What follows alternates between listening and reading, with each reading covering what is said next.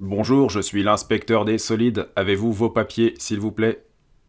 Bonjour, j'espère que vous allez bien. Aujourd'hui, petite vidéo sur l'inspecteur des solides. Alors, qu'est-ce que c'est que cet inspecteur des solides? C'est une petite fonctionnalité qui existe dans la version gratuite et la version pro de SketchUp. Alors, dans la version pro, il faudra l'installer en plus comme extension, mais c'est gratuit. Et dans la version SketchUp gratuite en ligne, la SketchUp Free, c'est une fonction que vous allez retrouver dans la barre d'outils à droite, tout en bas. Donc, pour vous expliquer tout ça, allons-y, c'est maintenant. Donc voilà, première démo dans la version SketchUp Free. On va regarder ce qu'est cet inspecteur de solides. Donc c'est un tout petit icône qui est ici. Vous voyez, quand je clique ici, vous avez inspecteur de solides. Alors, qu'est-ce qu'on peut faire avec ça? Eh bien déjà, on vous dit, l'inspecteur de solides vous aide à préparer les modèles pour impression 3D. Donc déjà, c'est plutôt sympa. Ça veut dire que si vous êtes débutant en modélisation 3D et si vous voulez faire de l'impression 3D, vous pouvez vérifier si votre modèle respecte les règles d'impression 3D. Alors c'est pas très compliqué, en fait ce petit programme vous permet juste de dire voilà, vous avez un cube, s'il manque une face, l'imprimante va avoir du mal à l'imprimer, donc il faut vraiment qu'il y ait les 6 faces de ce cube. Ou alors des fois il y a des petites erreurs, notamment quand vous faites des poussées-tirées avec la touche contrôle, il y a des faces qui se mettent à l'intérieur de votre volume, donc ça, ce petit outil va vous aider à soigner, à nettoyer votre objet 3D. Donc on va le tester. Pour l'instant, arrêter l'inspection. Bon, il ne se passe pas grand-chose. Alors, petit 1, pour pouvoir utiliser cet objet, il va falloir créer un solide. Un solide, c'est quoi? C'est par exemple un rectangle. Vous faites un poussé-tiré. Voilà. Et là, vous avez un joli solide. Pour vraiment le valider en tant que solide dans SketchUp, on fait un clic droit, on sélectionne toutes les faces, et on crée un groupe. À partir de ce moment-là, on sait que c'est un solide, et dans l'inspecteur de solide, on va exécuter l'inspecteur. Allez-y l'inspecteur, hop, on y va.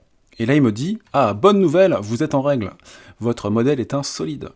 Donc en gros, ce cube-là, moi je pourrais le lancer en impression 3D, et je suis sûr qu'à la sortie, ça marcherait. En même temps, c'est pas un objet qui est très compliqué.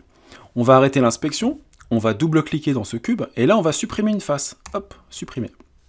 On ressort du cube, là, c'est plus un solide, parce qu'il y a un petit peu de courant d'air à l'intérieur, on le sélectionne, exécuter l'inspecteur. Et là, il vous dit, ah, on a un trou de bordure. Donc, qu'est-ce qu'on peut faire avec? Tiens, il y a une petite flèche vers le bas.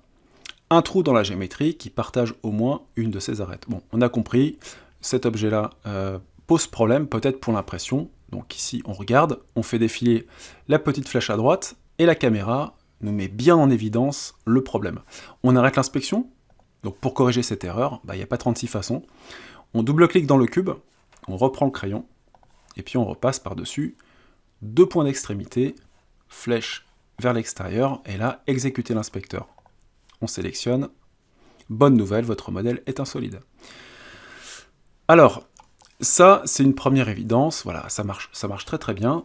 Autre cas de figure, je prends un rectangle, que je vais dessiner ici, on va refaire un poussé-tiré, donc raccourci clavier P, comme poussé-tiré, on fait un premier volume, et là, cette fois-ci, avec la touche CTRL sur PC, hop, là je vais faire un deuxième volume et un deuxième volume. Donc en fait, je fais des volumes à partir de la phase de départ. Et ça, si vous faites un groupe avec cet objet-là, et vous le passez à la moulinette dans l'inspecteur des solides, là aussi, il va vous dire, attention, il y a des problèmes. Et là, il vous dit, attention, tu as dessiné un volume, à l'intérieur, il y a 4 faces internes qui posent problème. Alors les faces internes, c'est quoi? Peut-être que lui va nous les montrer. On clique sur la flèche de droite, on y va. Voilà. Donc là, une face interne, 2 faces internes, 3 faces internes, bref. En fait, en gros, on ne comprend rien. Pour comprendre, on va se mettre en transparence. Et là, on va tout comprendre. Vous voyez?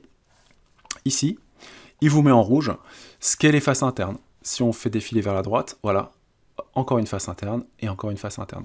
Donc, quand vous dessinez dans SketchUp et que vous faites ce qu'on appelle des volumes en poussé-tiré avec la touche CTRL ou ALT sur Mac, vous allez créer des faces internes dans vos volumes.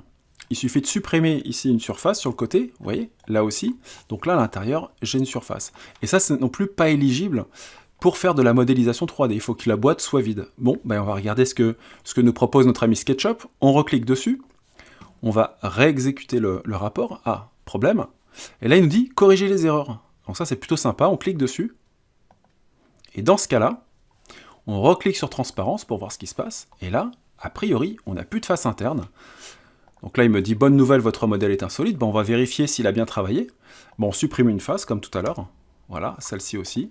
Et vous voyez, il a enlevé en fait tous les étages, toutes les surfaces. Donc ça, c'est un outil qui est vraiment cool. Moi, je l'utilise beaucoup.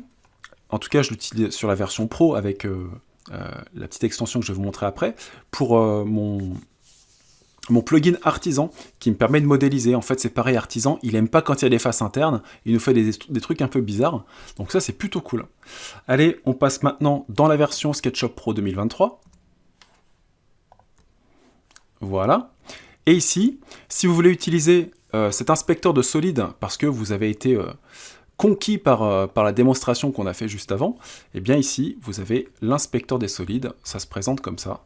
Si vous voulez le télécharger, et bien vous allez dans Extension, Extension Warehouse, vous vous connectez, et là vous allez chercher, dans les extensions, vous voyez, il y est même sur la première page, c'est Solid Inspector, donc vous l'installez.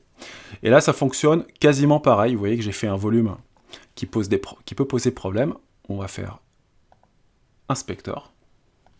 Et là, il me dit « Ah, t'as très bien travaillé, ton modèle est nickel. » Donc là, j'ai pas de problème.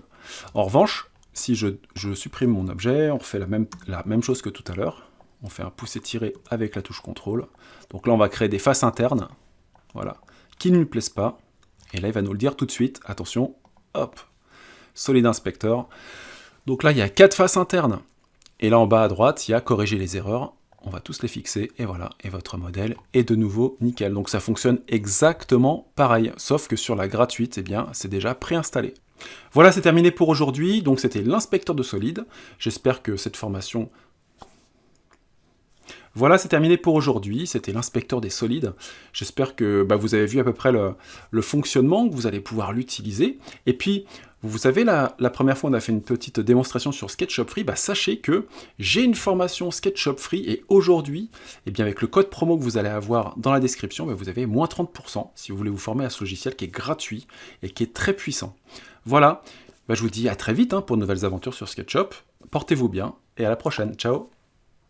Si vous voulez vous former à SketchUp Free, les versions gratuites de SketchUp, eh bien n'hésitez pas et cliquez dans le lien qu'il y a dans la description de cette vidéo.